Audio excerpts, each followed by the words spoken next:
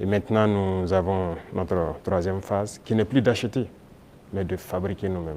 Et nous sommes aussi là-dedans. Donc c'est ça la montée en puissance. Il faut bien s'équiper, mais aussi créer une industrie de défense. Ça, c'est très important. Dans quelques mois, bien quelques années, on aura ici, nos militaires vont utiliser des armes mine in Burkina. Bien sûr. Nous avons la capacité intellectuelle, il y a de la ressource. Il suffisait juste de chercher et voilà. Nous sommes là-dessus. Vous serez surpris sûrement. Alors, Monsieur le Président, cette guerre, est-ce que nous pouvons la gagner? Est-ce que nous allons la gagner? Nous ne pouvons que la gagner. Qu'est-ce qu'on ferait? Soyez sûrs, nous n'irons nulle part et nous allons gagner cette guerre. Je vous ai dit que la menace mue beaucoup, mais nous nous adaptons.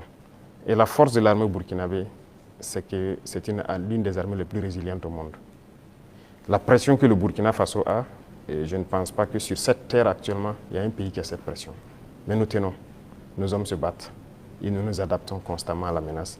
Et nous comprenons d'où vient la menace, comment ça se manifeste, c'est ça le plus important. Et actuellement, je peux vous rassurer que bientôt, nous parlerons d'un albinos noir qui va apparaître. Et vous verrez. Ne me demandez pas de quoi il s'agit, je pense que vous comprendrez plus tard. La guerre va finir et très vite. Justement, pour gagner cette guerre, vous venez de le dire, il faut des armes et il faut aussi des hommes, et surtout des hommes déterminés. La détermination, vous le savez, c'est le game changer majeur. C'est ça qui fait la différence dans toute guerre. En ce moment, au moment où on parle, quel est exactement le moral de nos troupes sur le terrain? Vous avez très bien touché le cœur du problème, la ressource humaine. Les hommes déterminés. Il ne s'agit pas juste de payer de l'équipement, il faut des hommes déterminés. Et si vous remarquez, nous sommes en train de construire une armée de qualité. Et il n'est pas rare que souvent, lorsque nous jugeons qu'un chef d'élément ou bien une unité a failli à sa mission, qu'on les radie et qu'on les poursuive. C'est arrivé plusieurs fois et ça continuera comme ça. Si vous êtes engagé pour être militaire, vous devez accomplir la mission parce que la mission est sacrée pour nous.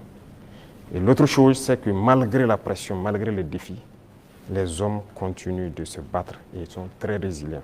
Si aujourd'hui vous attrapez un soldat burkinabé et le demandez, est-ce que vous voulez que d'autres personnes viennent se battre à votre place ou viennent vous aider, ils vous diront jamais, ils préfèrent mourir. C'est à ce niveau que vous jaugez leur morale. Ils sont prêts, toujours prêts, malgré la situation. Peu importe la bataille qu'on perdra, on va toujours maintenir le terrain. C'est ça qui est très important dans le mental des soldats. Donc, le moral est au top. Les gens n'espéraient pas être à ce niveau d'équipement, ils y sont. Donc, ils se donnent à fond. Et moi, je ne peux que féliciter et remercier tous ceux qui se battent. C'est très important. Alors, Monsieur le Président, dans votre argumentaire, vous parlez d'une guerre qui prend différentes formes, qui mue. On se demande, on se pose toujours cette question 10 ans après, qui attaque le Burkina Faso? Ce n'est pas du terrorisme seulement. C'est une guerre pour s'accaparer de nos richesses et nous empêcher de nous développer. Je l'ai une fois développé lors d'un discours, je pense. Je disais que si nous, on arrive à exploiter convenablement notre sous-sol, à transformer ce que nous sommes en train d'exploiter ici, ce que nous produisons, il y aura un sous-emploi chez eux là-bas. C'est une bataille. Ils pillent nos richesses pour pouvoir survivre. Donc c'est une guerre d'indépendance. Il faut que nous menons cette guerre pour être totalement indépendants, décider de notre développement, de notre trajectoire. Donc c'est de ça qu'il s'agit actuellement.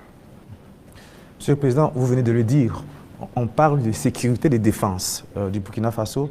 Venons-en à votre sécurité personnelle. Vous venez de l'évoquer il y a un instant, la pression est énorme. Elle est grande, le danger vient de partout. Monsieur le Président, rien qu'en 2025, il y a eu plusieurs tentatives de coup d'État qui ont été déjouées. Monsieur le Président, est-ce qu'il vous arrive parfois d'avoir peur? Merci, je pense que c'est la seule force que j'ai. Je n'ai pas peur. Parce que j'ai confiance en vous tous. Ça, c'est la première chose. Il faut avoir confiance au peuple. Parce que c'est le peuple qui nous a confié cette mission. Et j'ai confiance au peuple, qu'ils comprendront. Et voilà pourquoi on n'hésite pas aussi à être devant le peuple, pour leur expliquer la situation et leur dire ce qu'il y a. Et ça permet de garder une très bonne relation. Ça, c'est la première des choses. La deuxième chose, comme je l'ai dit, il y a une mentalité qu'il fallait développer au sein même de nos forces. Ça, c'est très important. Actuellement, cette mentalité-là, les gens comprennent pourquoi ils se battent. Vous prenez, il y a quelques années de cela, plusieurs officiers sur le terrain ne savent pas pourquoi ils se battent. Mais si nous savons pourquoi nous nous battons, qui nous avons en face et pourquoi il y a cette pression, les gens comprennent mieux. Et voilà pourquoi nous avons même créé tout de suite l'Institut, l'école supérieure militaire, pour que nous puissions former nous-mêmes nos militaires et les mettre ce que nous voulons dans la tête. Retenez une chose, si vous laissez vos forces être formées par d'autres puissances, ils les mettent dans leur tête ce qu'ils veulent. Ils les endoctrinent comme ils le veulent et c'est plus facile de les manipuler.